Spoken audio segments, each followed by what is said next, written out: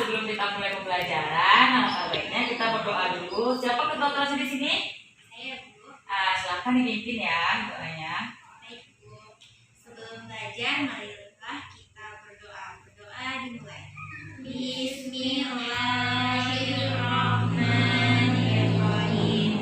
Rabbi zidni ilman warzuqni fahman amin. Doa selesai. Nah, baiklah Ibu absen dulu ya.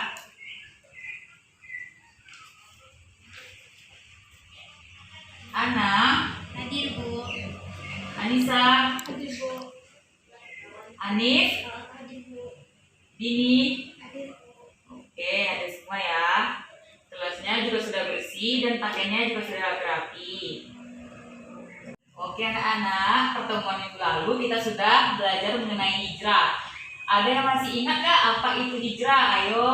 Saya, Bu. Ya Dini, silakan nak. Adalah seseorang yang pindah tempat ke suatu tempat yang lain. Oke, nah materi kita hari ini kita akan belajar mengenai upaya yang dilakukan Nabi Muhammad dalam membina masyarakat Madinah. Nah, adapun tujuan pembelajaran kita hari ini agar anak-anak ibu mengetahui latar belakang, bentuk-bentuk upaya yang dilakukan Nabi, tantangan yang dihadapi Nabi, dan nilai-nilai positif yang dapat diambil dari upaya yang dilakukan Nabi Muhammad dalam membina masyarakat Madinah. Nah, baiklah anak-anak, langsung saja kita mulai pelajaran kita ya. Nah, ibu akan memperlihatkan gambar ini. Ada yang tahu nggak ini gambar apa? Nggak ada yang tahu. Nah, baiklah. Nah, ibu akan bagikan kelompok. Nanti anak-anak silakan baca ya materinya. Kelompok 1 akan membahas latar belakang dan bentuk-bentuk upaya yang dilakukan Nabi Muhammad dalam membina masyarakat Madinah. Kelompok 2 membahas mengenai tantangan yang dialami Nabi dan nilai-nilai positif yang dapat diambil dari upaya yang dilakukan Nabi Muhammad dalam kehidupan sehari-hari. Nah, ini untuk kelompok 1 dan untuk kelompok 2. Silahkan dibaca dulu ya, 5 menit waktunya itu kasih. Nanti setiap kelompok akan membacakan materinya ke depan.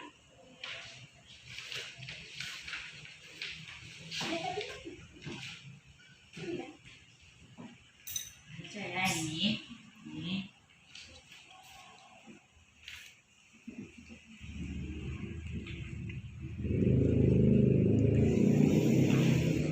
Nah, kelompok 2 ini ya.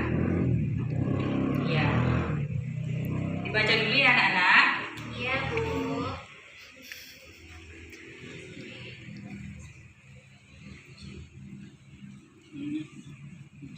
Nah, baiklah anak-anak, waktunya sudah 5 menit ya. Silakan kepada kelompok 1 membacakan hasil materi yang sudah Ibu kasih. Silakan nak maju.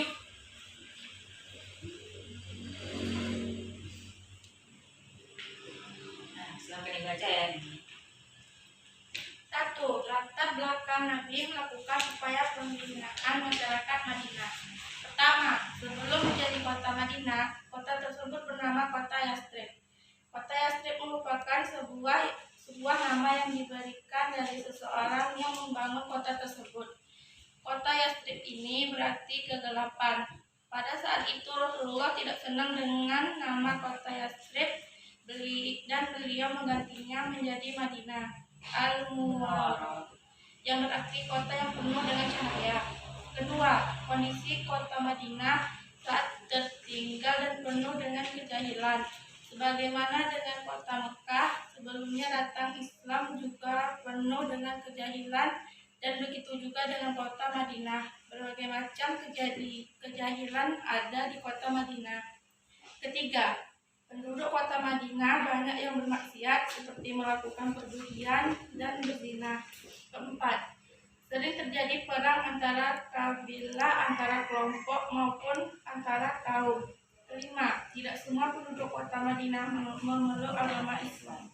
Nah, selanjutnya anaknya ya. Yang kedua, upaya yang dilakukan Rasulullah dalam membina masyarakat Madinah. Pembinaan di bidang agama. Pertama kali yang dilakukan Rasulullah adalah membangun masjid. Masjid pertama yang yang dibangun oleh Rasulullah adalah Masjid Nabawi. Fungsi masjid ini bukan hanya sekedar sebagai tempat ibadah saja, melainkan juga sebagai tempat untuk melakukan kegiatan-kegiatan dakwah seperti bermusyawarah, bagaimana memajukan agama Islam, bagaimana mengembangkan agama-agama Islam di kota Madinah. Rasulullah juga mengajarkan agama Islam dan tujuan Rasulullah hijrah ke kota Madinah adalah untuk berdakwah.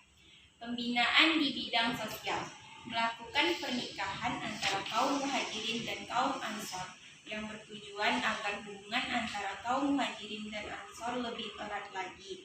Misalnya yang laki-laki kaum muhajirin dinikahkan dengan perempuan kaum ansor, dan begitu juga sebaliknya. Tujuan agar persaudaraan dan ikatan antara dua kaum tersebut lebih erat lagi. Selanjutnya, Rasulullah juga melakukan dakwah di suatu tempat yang dihadiri oleh kaum muhajirin dan kaum ansor.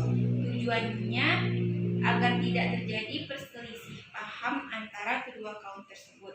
Rasulullah juga berbuat adil dan tidak membeda-bedakan status sosial seseorang. Misalnya kaum muhajirin pada saat itu tidak punya apa-apa ketika hijrah. Sementara kaum ansor penduduk asli kota Madinah, mereka adalah orang-orang yang kaya. Dan ketika itu Rasulullah tidak membeda-bedakan antara kedua kaum tersebut. Dan Rasulullah juga melibatkan kaum muhajirin dan ansor dalam membangun masjid. Pembinaan di bidang ekonomi, Rasulullah melakukan upaya pertukaran ilmu dan keahlian. Kaum muhajirin pandai berdagang dan kaum ansor pandai bercocok tanam. Rasulullah pada saat itu mengajarkan kaum muhajirin dan ansor saling menukarkan keahlian mereka masing-masing. Jadi kaum ansor mengajarkan bercocok tanam kepada kaum muhajirin. Begitu juga sebaliknya, kaum muhajirin mengajarkan bagaimana cara berdagang kepada kaum ansor. Sehingga dengan memiliki kedua keahlian tersebut, mereka bisa bukan hanya memproduksi, bukan hanya membuat atau menghasilkan, tapi mereka juga bisa berdagang. Yang terakhir, pembinaan di bidang pertahanan. Karena pada saat itu tidak semua penduduk kota Madinah yang memeluk agama Islam, Rasulullah membuat kesepakatan antara umat Islam dengan umat lainnya. Tujuannya untuk menjaga keamanan kota Madinah. Isi kesepakatan atau perjanjian itu adalah yang pertama, memiliki hak yang sama dalam menjalankan ajaran agama masing-masing dan saling menghormati. Yang kedua, wajib tolong-menolong untuk melawan siapapun yang ingin mengganggu mereka. Yang ketiga, wajib saling menasihati dan berbuat baik demi keuntungan bersama. Yang keempat, wajib menghormati kota Madinah. Yang kelima, jika terjadi perselisihan harus diserahkan kepada Allah dan Rasul-Nya. Yang keenam, semua penduduk Madinah wajib dilindungi baik yang tinggal di luar kota Madinah atau yang ada di dalam kota Madinah. Oke, kasih tepuk tangan dulu ya buat kelompok 1. Nah, silakan duduk nak.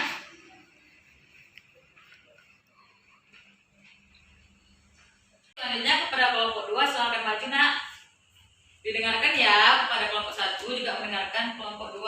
Penjelasan dari kelompok 2. Iya, Bu. Nah, silakan dibaca nak. Tantangan yang dialami Nabi dalam usaha pembinaan masyarakat Madinah. Dalam berdakwah di Madinah, Nabi Muhammad beserta pengikutnya mendapat tantangan yang banyak, membawa hikmah yang besar. Di antaranya adalah terjadinya perang Badar. Dalam peperangan ini, Islam mengalami kemenangan dan menjadi peperangan yang menentukan bagi umat muslimin. Perang Uhud, di mana dalam peperangan ini umat Islam mengalami kekalahan akibat dari sebagian pasukan muslim yang tidak amanah. Kemudian perang Khandaq dengan strategi perang membuat parit atas usulan Salman al-Farisi. Nah, selanjutnya Dini baca yang selanjutnya ya. Nilai-nilai positif dari sejarah upaya yang dilakukan Nabi dalam pembinaan masyarakat Madinah di dalam kehidupan sehari-hari. Kebenaran harus disampaikan walaupun penuh dengan rintangan dan cobaan. Bergaul atau bertemanlah dengan orang yang membawa kita kepada hal-hal yang positif. Selalu mengajarkan dengan mengajak orang untuk berbuat baik. Menaati segala yang wajib kewajiban dalam Islam dan meninggalkan apa yang dilarang dalam ajaran Islam. Ketika orang berbuat jahat kepada kita, maka janganlah dibalas juga dengan Oke, tepuk tangan dulu untuk kelompok 2. Silakan duduk, Kak.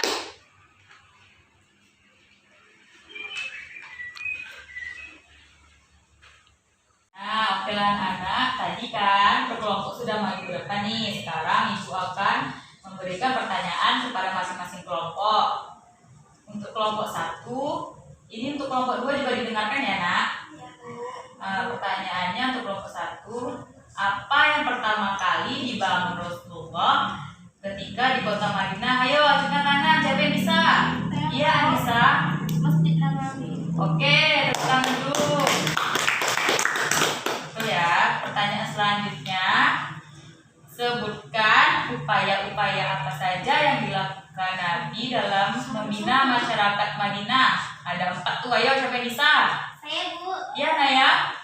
Yang pertama di bidang agama, yang kedua di bidang sosial, yang ketiga di bidang ekonomi, dan yang keempat di bidang pertahanan. Iya, betul sekali. Tepuk tangan dulu, Naya. Oke, selanjutnya pertanyaan untuk kelompok 2 ya. Kelompok 1 nanti silakan dengar juga ya, Nak. Iya, Bu. Pertanyaannya, coba sebutkan tantangan apa yang dialami Nabi ketika melakukan upaya pembinaan masyarakat Madinah. Ayo, siapa yang bisa?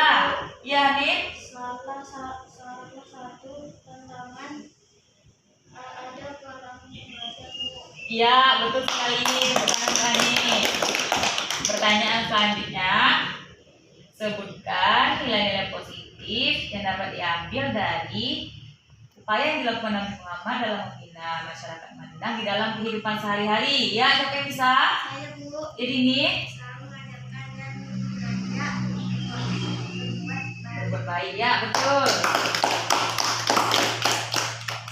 Oke, anak-anak, materi kita sudah selesai. Apakah ada dari anak-anak yang bisa menyimpulkan pembelajaran kita hari ini? Siapa yang bisa? Ya, anak ya. Silakan disimpulkan. Kesimpulannya, pada saat itu kota Madinah sangat tertinggal dan penuh dengan kejahilan, Ya. sebagaimana dengan kota Mekah sebelum datangnya Islam. Kemudian upaya Rasulullah dalam membina masyarakat Madinah ada 4. Yang pertama, pembinaan di bidang agama, pembinaan di bidang sosial, pembinaan di bidang ekonomi, dan pembinaan di bidang Pertahanan. Terus tantangan yang dialami Nabi selama pembinaan masyarakat Madinah yaitu terjadinya perang Badar. Kemudian banyak nilai-nilai positif yang diambil. Salah satunya kebenaran harus disampaikan walaupun penuh dengan rintangan. Cobaan. Ya, terus selalu mengajarkan dan mengajak orang untuk berbuat Berbuat baik. Kemudian menaati segala yang menjadi kewajiban dalam Islam. Oke, terima kasih kepada anak yang sudah menyimpulkan. Nah, sampai di sini apakah anak-anak ibu ada yang ingin bertanya atau yang kurang paham? Ya, Bu. Oke, kalau sudah paham semua, nanti tugasnya kerjakan LKS halaman 32 dan itu dikumpulkan untuk minggu depan. Nah, jangan lupa juga mengulang pembelajaran hari ini dan membaca pelajaran yang akan datang. Ibu sudahi dengan Assalamualaikum warahmatullahi wabarakatuh. Waalaikumsalam.